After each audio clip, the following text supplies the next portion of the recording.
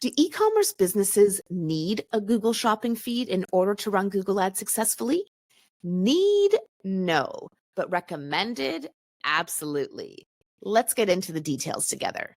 I'm your host, Jyll Saskin Gales. I spent 6 years working for big brands at Google, and now I work for you. This is Inside Google Ads, episode 73, Shopping Feeds. Our first question today comes from This That What on YouTube, and they say, I have products on Amazon, Shopee, Lazada.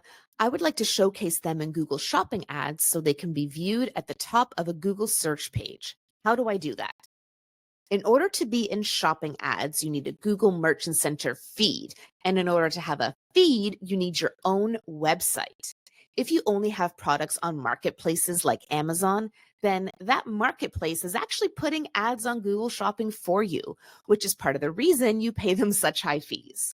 So to showcase your products in Google Shopping ads, launch your own e-commerce site, connect it to Google Merchant Center, connect Google Merchant Center to Google Ads, and then launch a shopping campaign or a Performance Max campaign with your feed connected. I was recently a guest on the Top of Search show with Robin and Abe. That's a podcast all about selling on Amazon. And we talked about the pros and cons of Amazon versus your own store and Google Ads for Amazon. So I will put the link to that podcast episode in the episode description if you want to check it out. Our next question comes from Frank Siddell via email. I don't normally take questions via email, but Frank and I go way back. And he asked, are PMAX campaigns a good idea for B2B e-commerce sites that cannot provide a product feed? If no, what would be an alternative way to go? And if yes, what conditions should the campaign meet? I have quite a few B2B e-commerce businesses in my Google Ads coaching practice. So if you don't have a product feed, you have to choose whether you want to advertise as an e-commerce business, driving people to specific product pages without leveraging a feed, or by using something like dynamic search ads or creating your own business data feed, etc.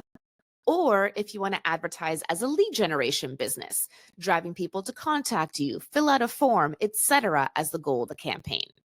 And you don't have to choose just one. You can do both in your Google Ads account, but each campaign needs to just have one goal. So that's the first step. If we're not using a feed, are we launching an e-commerce campaign optimized for purchases, or are we launching a lead gen campaign optimized for contacting us? That will then help you determine if PMAX is a good idea or not. If the conversion action is still a purchase, a direct purchase that the user can make online, and you expect to be able to get at least one purchase a day, then you can give Performance Max a try, even without a feed and even for B2B. It may not be the best option, but it is a real option.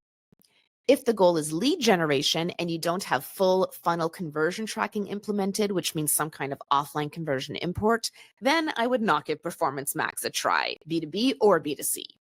What I would probably do instead is a combination of search and demand gen in order to reach your target audience and capture intent.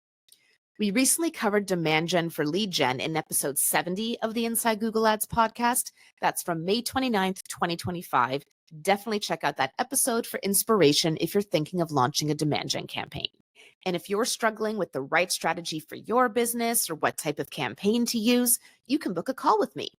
Learn more on my website, jyll.ca, that's JYLL.ca, or follow the link in the episode description. Our final question today comes from Abwoon on YouTube, and they say, so what do you recommend for Google Shopping campaigns? Maximize conversions is not available. This is true.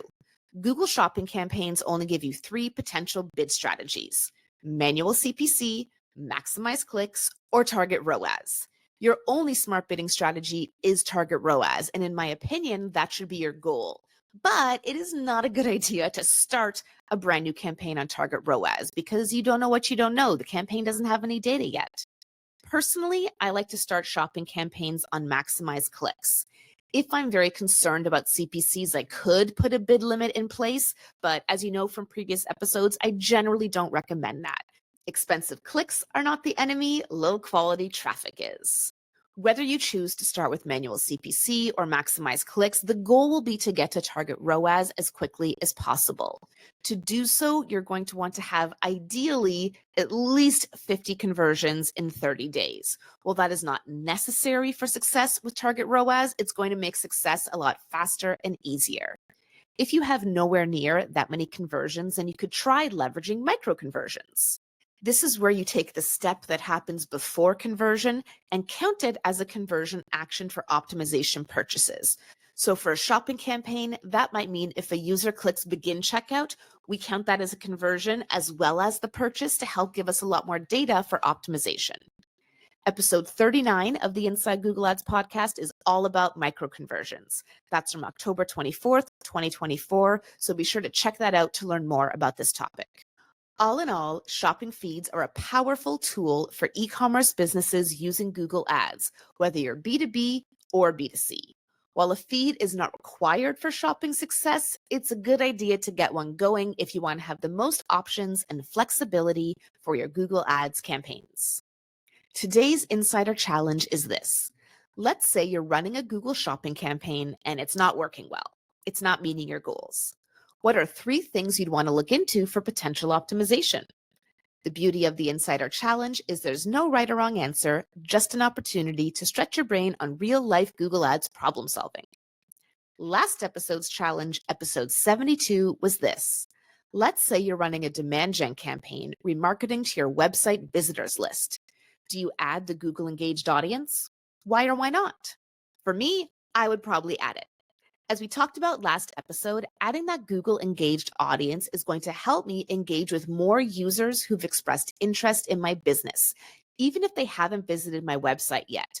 Or they did visit my website from Google or from YouTube, but because of consent mode or cookie policies or issues with implementation or whatever, my Google Analytics or Google Ads tag failed to capture them. My Google engaged audience, however, would capture them. What about you? Have you tried the Google Engaged Audience yet? In case you missed it, last episode I shared my brand new study about Google Engaged Audiences. You can find that on my Google Ads blog at learn.jyll.ca/blog. That's JYLL.ca, or follow the link in the episode description. I'm Jyll Saskin Gales, and I'll see you next time inside Google Ads.